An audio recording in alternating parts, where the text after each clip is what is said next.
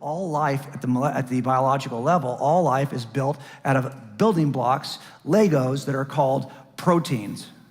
Proteins are the building blocks of life. The problem is proteins are generated in little factories called ribosomes. And what do you think these ribosomes are made with? Proteins. That's the problem. You've got a chicken and egg problem. Which came first? And to be honest with you, it gets worse the deeper you look. It's not just in ribosome factories, it's in every aspect of the cell, including the cell membrane. You can't get this complex behavior to occur unless it's protected in some way. But the protection for this complex system is made up of the very things that are in the complex system. That's the problem. You got to have everything in place all at once in order to make this work. And that's why it's so hard to locate a place where all of this could happen without any intelligent intervention. And it gets worse, because it turns out there is one thing that defeats the chicken and egg problem. There's one way to defeat it. You know how it's defeated? It's defeated with something we call DNA. This molecule, the largest molecule known in all of science, right? Built from all the different nucleotides that build up DNA. These 4 nucleotides are used to build DNA. This is the instruction manual that tells proteins how to form. It tells ribosome machines how to manufacture proteins. It constructs and directs all traffic in biological systems. The problem, of course, is what is this? This is a series of nucleotides that are in a certain order, like information, like letters, that are directing traffic. Here's the problem, and Stephen C. Meyer does the best job of saying this. Now, Stephen's a believer, but he's also got his Oxford PhD in the philosophy of science. And what he says in a book that is the biggest takeaway about this first book he wrote, Signature in the Cell, is simply this: there's not a single example in the entire history of science or the universe in which information ever comes from anything other than intelligence.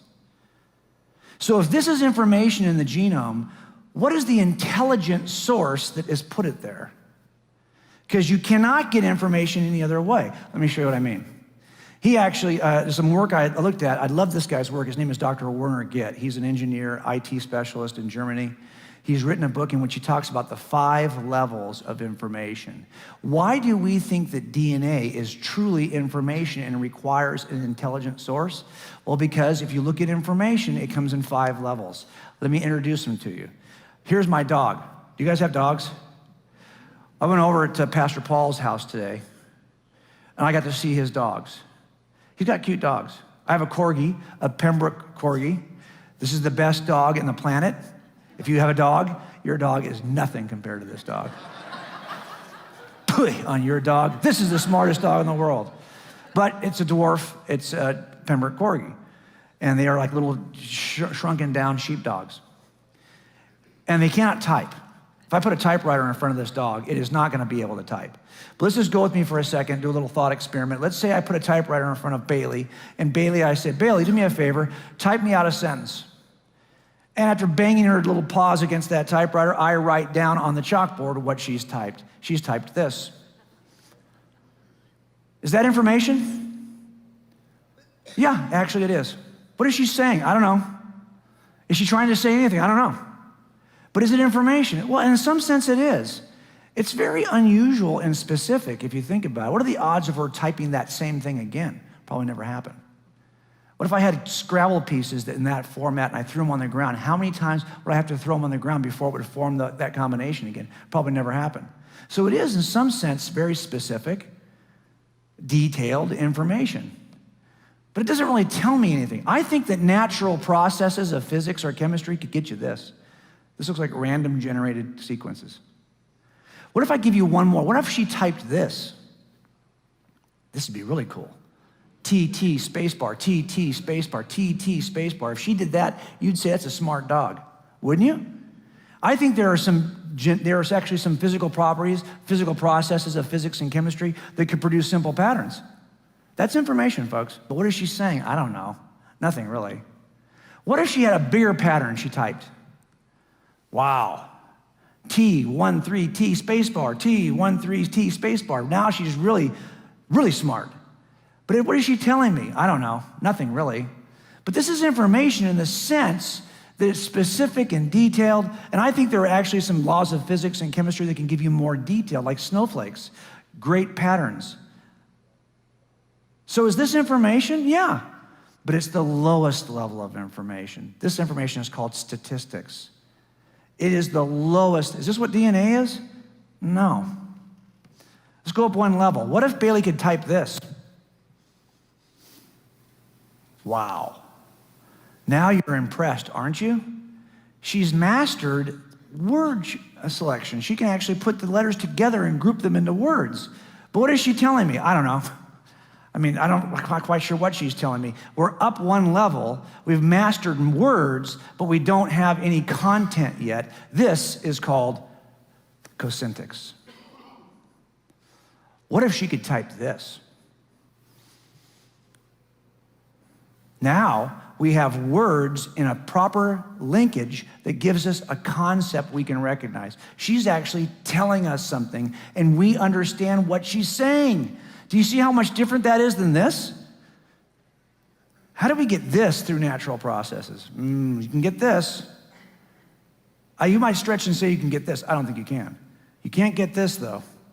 This is another level of information, which is called semantics. I've been places where people have mastered something between these two. They understand the words, but they're not quite sure how to put them together. Maybe English is their second language. I was in Malibu at a Thai food restaurant, right? I go into the restroom. This sign is hanging in the restroom at a Thai food restaurant in Malibu, California on PCH. Please do not throw paper wiping hand down toilet. I think I understand what he's trying to say. And he's somewhere between cosyntax and semantics. He kind of has the right words, almost in the right order. What if my dog, Bailey, could type this? Wow. This is actually a request.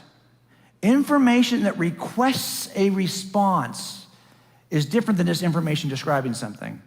Information that requests action is another level that is called pragmatics. And if you expect that the person you're talking to is actually going to respond and do this for you, that's even another level called apobetics. These are the highest levels of information. Requests with an expectation of response. If you want to know the difference between this and this, one easy way is to simply ask yourself a question. If I change one character, does it change the meaning of this sentence? Of course not. That's not really information. It's the lowest level of information. So if I look at this and I say, just take one character out, the comma, this has no change at all on this sentence because it didn't mean anything before, it doesn't mean anything now. I think some of you know where I'm headed with this from the look on your face. But at the bottom, at the highest level of information, you know it's high information because if I make one change, like take the comma out of that sentence, now everything changes, right? Now the sweet Bailey who was wanting Grandpa to feed her has now become the evil Bailey who wants to eat Grandpa. See the difference? And that's why we know that this information is at a much higher level. Small changes have dramatic changes in meaning. So the same thing happens in your DNA, right? Here's Billy the Kid, or maybe this is Jesse James, I forget who this is. But if I look at his genetic code, the stuff that actually structures who he is, and I make a small change, take out, let's say, this one nucleotide and replace it, that change results in a change in Billy. Something is going to change. Why? Because this DNA is not just statistics. It's the highest level of information. It's a pragmatic request that's expected to be met. This is hard to explain in a naturalistic universe. And even the naturalists recognize that. So Paul Davies, a physicist from ASU, says, we are still left with the mystery of where biological information comes from. If the normal laws of physics can't inject information, and if we are ruling out miracles, which of course they are, then how can life be predetermined and inevitable rather than a freak accident? How is it possible to generate random complexity and specificity together in a law-like manner? We've always come back to that basic paradox. How do you get this by staying in the room? Well, I describe a couple of ways people try to get it. One thing you can do is simply say, oh, it's just chance. You do it long enough, hard enough, these things will happen by chance. But that really misunderstands the level of information involved. Or you can argue that there's some natural law that could cause information. Give me an example of that. You won't. There are no examples of natural law ever giving you anything more than statistical information, the lowest level of information. So if you want to stay inside the room, you're going to have to go by chance or by law. Those things don't work. Why? Because we're seeing true information in the room. And that means you've got to have a source of true information, and that's got to get you outside the room. That's the problem. See, here's the problem with asking these questions. I ask these questions all the time in homicides, but I don't stop here. I don't ask these questions and stop. If I did that, I'd never solve a case. The next question I have to ask is the money question. It's a who question. All these questions point to the who question. If I refuse to ask a who question, then trust me, you're never going to get an answer. So the folks who are doing Origin of Life, they don't want to ask any who questions. Can't be a who, has to be a what. That's why you can't solve this, folks, because it's a who you're looking for. And this is what Warren Getz says about that. He says, yeah, you're looking for a who. A necessary requirement for generating meaningful information is the ability to select from alternatives. And that requires intelligent volitional entity, because unguided random processes cannot do this. Not in any amount of time, because this selection process demands continuous guidance by intelligent beings that have a purpose. That's how you get information. If the source of that information happens to be an intelligent, communicative being outside the box, I could explain information inside the box.